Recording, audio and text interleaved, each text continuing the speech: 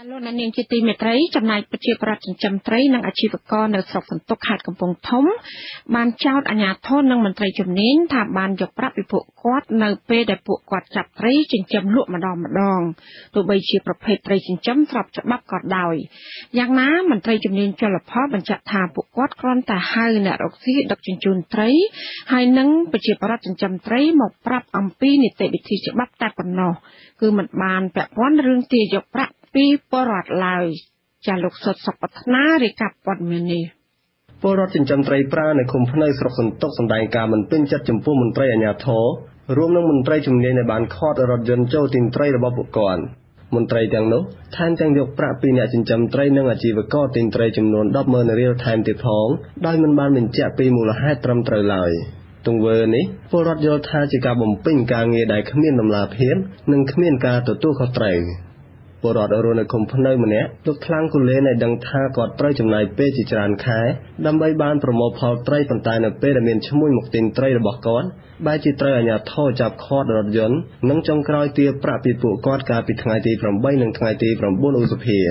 លោកបន្ថែមថាទង្វើនេះប្រៀបដូចជាការចម្រិតទារប្រាក់ពីពួកគាត់ម្យ៉ាងបញ្ហានេះតែងតែកើតមានទៅលើឈ្មួញទិញត្រីជារឿយៗបើទោះបីជាមានឈ្មួញទិញត្រីខ្លះអះអាងថាពួកគេ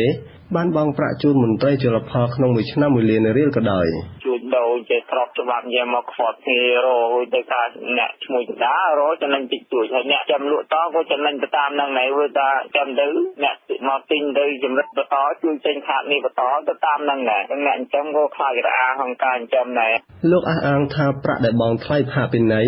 ទំនងជាចូលហៅប៉ៅរបស់មន្ត្រីអាជ្ញាធរទាំងនោះពីព្រោះលោកមិនឃើញមានចេញលិខិតស្នាមអ្វីឲ្យមកពួកគាត់វិញសោះប្រពន្ធម្ដាយចង់ឲ្យមន្ត្រីរាជរដ្ឋាភិបាលគប្បីពិនិត្យជុំវិញបញ្ហានេះនិងត្រូវពន្យល់ប្រាប់ពលរដ្ឋឲ្យយល់ច្បាស់ជាជាងចេះតែធ្វើបែបនេះ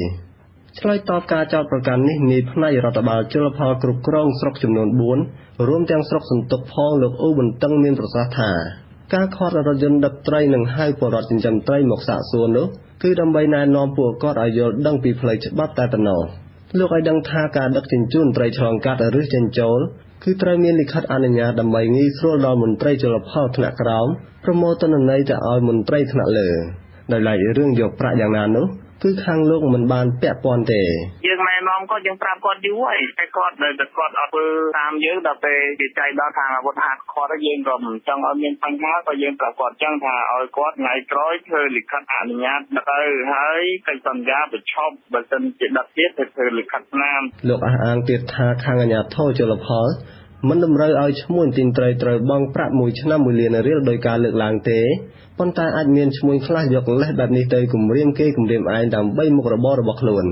ទោះជាយ៉ាងណាគេសង្កេតឃើញថាមន្ត្រីជំនាញក្តីមន្ត្រីសមត្ថកិច្ចផ្សេងទៀតតែងយកលុយកាក់ពីពលរដ្ឋដែលចិញ្ចឹមត្រីពិសេសឈ្មួញដឹកជញ្ជូនត្រីទៅលក់នៅតាមផ្សារជាដើមទើបបណ្ដាលឲ្យតម្លៃត្រីនៅតាមស្រះចិញ្ចឹមឬកន្លែងដែលពួកគេនេសាទបានខុសគ្នាស្រឡះទៅនឹងតម្លៃត្រីនៅតាមទីផ្សារតាក់ទងបញ្ហានេះមន្ត្រីសម្របសម្រួលអង្គការសម្ព័ន្ធភាពដើម្បីអភិរក្សធនធានជលផលប្រចាំតំបន់ទន្លេសាបអ្នកស្រីនូសរឹមមានប្រសាសន៍ថាអាជ្ញាធរអាចពិន័យពលរដ្ឋបានក្នុងករណីដែលពួកគាត់ខុសច្បាប់ដូចជាចិញ្ចឹមឬដឹកជញ្ជូនត្រីដែលច្បាប់ហាមឃាត់ជាដើមក៏ប៉ុន្តែករណីនេះអ្នកស្រីបញ្ជាក់ថាពលរដ្ឋមិនបានខុសច្បាប់ទេ